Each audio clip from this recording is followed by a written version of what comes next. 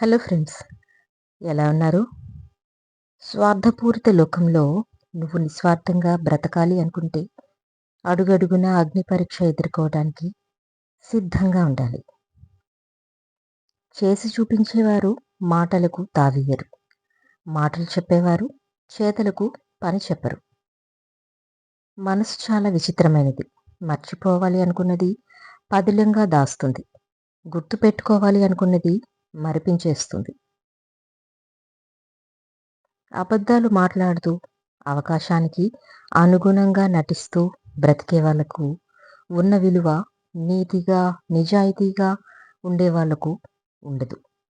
పుకార్లు శత్రువుల ద్వారా పుట్టి అజ్ఞానుల ద్వారా పాకి మూర్ఖుల ద్వారా అంగీకరించబడతాయి. ఈ మూడింటిలోనూ మనం ఉండకూడదు.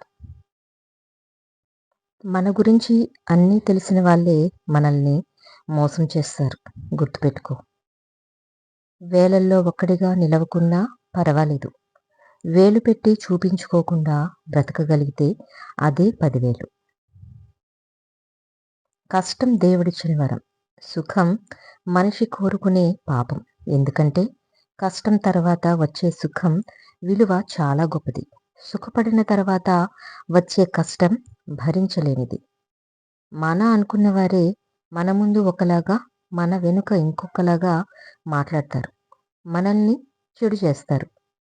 జీవితంలో బాధ పెట్టేవాళ్ళు చాలామంది ఉంటారు. కానీ బాధ పంచుకోవటానికి ఎవరూ ఉండరు. మన కళ్ళల్లో నీళ్లు రావాలంటే కష్టాలే రావాల్సిన అవసరం లేదు. మనకు ఇష్టమైన వాళ్ళు గుర్తుకు వస్తే చాలు. ఎవరైనా బాధలో ఉన్నప్పుడు మన మాటలు వారికి ఓదార్పునివ్వాలి. బాధని మరపించేలా ఉండాలి.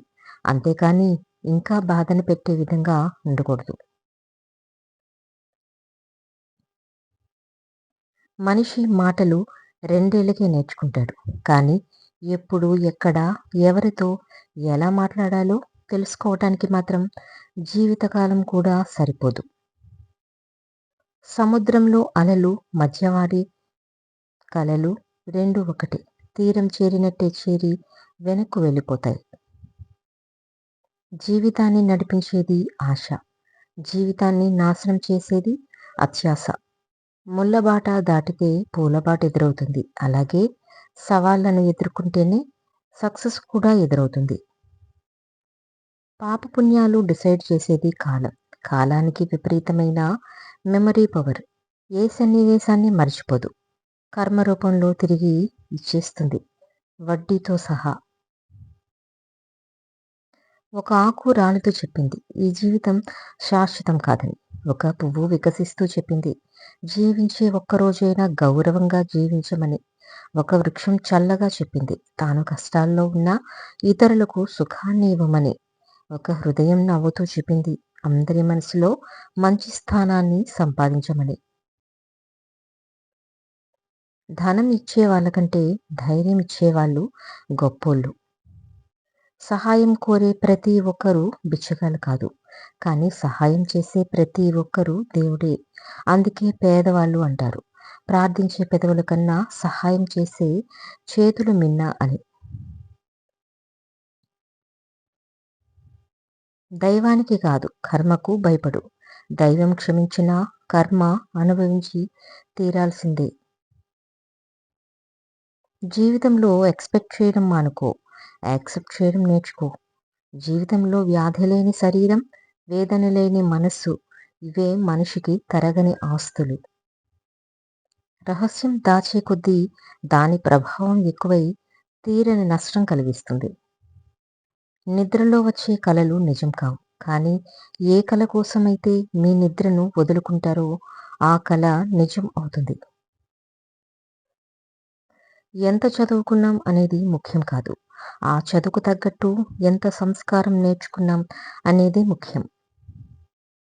నిన్ను అర్థం చేసుకునే శక్తి వాళ్లకు లేకపోవచ్చు. వాళ్ళను అర్థం చేసుకునే మనసు నీకుంది కదా. కావాలనుకున్నప్పుడు సర్దుకుపోవడం నేర్చుకోవాలి. బద్ధకం నీ బాధ్యతల భారాన్ని రెట్టింపు చేస్తుంది. భవిష్యత్తుని ప్రశ్నార్థకంగా మారుస్తుంది. ఒకరి మీద నింద వేసే ముందు నువ్వు నిజం తెలుసుకో. ఆ నింద నిజమే అయినా అదే తప్పు నువ్వు ఎప్పుడైనా చేయలేదా అని నిన్ను నువ్వు ప్రశ్నించుకో. పట్టింపులకు పోతే అనర్థం. పట్టించుకోకపోతే నిశ్శబ్దం. నువ్వెంత, నేనింత అంటే యుద్ధం. ప్రశాంతంగా జీవించాలంటే ఎదుటివారు మారాలని ఆశించకండి. మార్చాలని ప్రయత్నించకండి. మీరే మారండి. కాళ్ళకి ఏమీ గుచ్చుకోకుండా ఉండాలంటే మనం చెప్పులు వేసుకుంటాం కానీ వీధంతా తివాచీ పరచం కదా. అమ్మ నాన్న ఉంటే బంధం తెలుస్తుంది. అమ్మ లేకపోతే బాధ తెలుస్తుంది. నాన్న లేకపోతే బాధ్యత తెలుస్తుంది. ఇద్దరూ లేని రోజు బ్రతికంటే ఏంటో తెలుస్తుంది. నాది అన్న భావనే నీ చేతి ఏదైనా చేయిస్తుంది.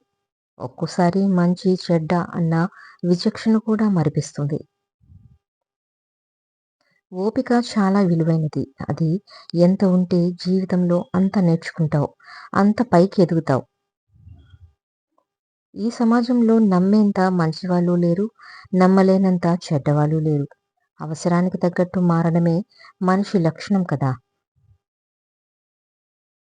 రాయిని చెక్కితే శిల్పమవుతుంది, అద్దాన్ని చెక్కితే ముక్కలవుతుంది. మనిషికి ఓర్పు నేర్పు చాలా అవసరం. ఓర్పు లేకపోతే ప్రతి చిన్న విషయానికి చతికిల పడిపోతాం. నేర్పు లేకపోతే ఏ పనిని సరిగ్గా చేయలేం. అందుకే మనిషికి ఆస్తి అంతస్తుల కంటే ఓర్పు నేర్పు సహనం ఉండటం చాలా ముఖ్యం.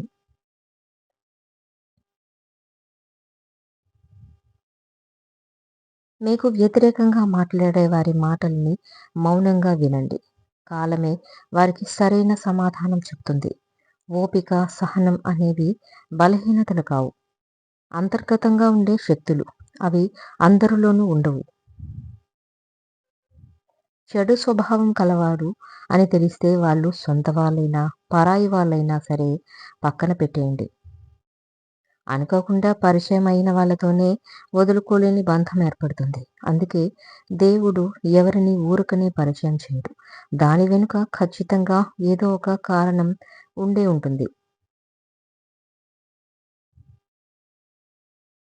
మనిషి ఎన్ని కోల్పోయినా పర్వాలేదు, కానీ తన ఆత్మవిశ్వాసాన్ని మాత్రం కోల్పోకూడదు. ఆ ఒక్క ఆత్మవిశ్వాసమే ఉంటే చాలు. మనం కోల్పోయిన అన్నింటినీ తిరిగి దక్కించుకోవచ్చు. ఫలితాన్ని ఆశిస్తూ పరిగెత్తొద్దు. పని చేస్తూ పోతే ఫలితమే పరిగెత్తుకుంటూ వస్తుంది. నువ్వు సంతోషంగా ఉండాలని కోరుకుంటే సంతోషంగానే ఉంటావు. నువ్వు బాధల్లో ఉండాలని కోరుకుంటే బాధల్లోనే ఉంటావు. ఏదైనా నీ మనసుపైన, నీ ఆలోచన ధోరణి పైన ఆధారపడి ఉంటుంది. దీనిని మన పూర్వీకులు యద్భావం తద్భవతి అంటారు. చెట్టు నుండి పువ్వులు వేరై వాటి అందాన్ని కోల్పోయినా వాటి సువాసనను మాత్రం కోల్పోవు. అలాగే నచ్చిన మనుషులు మనకి దూరమైన మన మనసులో వారి జ్ఞాపకాలు మాత్రం ఎప్పటికీ దూరం కావు. పదును తగ్గిన భూమిలో పంట పండదు. నమ్మకం లేని మనిషితో బంధం నిలవదు. ఒక బంధం చివరి వరకు సవ్యంగా కొనసాగాలంటే ఆ బంధం మధ్య ప్రేమ కంటే ఎక్కువగా నమ్మకం ఉండాలి. బియ్యపు గింజ మరిగే పాలతో కలిస్తే పాయసం అవుతుంది. అదే ఎసరుతో కలిస్తే అన్నం అవుతుంది. అదే పసుపుతో కలిస్తే దీవించే అక్షితలవుతాయి. అదే బొగ్గుతో కలిస్తే చేతబడి అవుతుంది. మనం కూడా అంతే. మనం నలుగురిలో కలిసే విధానాన్ని బట్టి మన యోగ్యత నిర్ణయించబడుతుంది. అవసరాన్ని బట్టి అనుబంధాలు ఏర్పడకూడదు. అనుబంధాలే అవసరం తీర్చేవై ఉండాలి. జీవితం అనే పుస్తకంలో ఒక్కో పేజీ ఒక్కో అనుభవాన్ని నేర్పిస్తుంది. అందులో కొన్ని తీయనైన మధురానుభూతిని కలిగిస్తాయి. మరికొన్ని చేదైన స్మృతులుగా మిగిలిపోతాయి. ఏదేమైనప్పటికీ జీవితంలో మంచి చెడు, సుఖం దుఃఖం రెండు ఉంటాయి. మంచితో కూడిన సుఖం అందరితో పంచుకోవాలనిపిస్తుంది. చెడుతో కూడిన దుఃఖం ఒంటరిగా భరించాల్సి వస్తుంది. అదే జీవిత సత్యం. నిజాన్ని నమ్మలేని చోట నమ్మకానికి విలువ ఉండదు. నమ్మకం లేని చోట నిజానికి విలువ ఉండదు.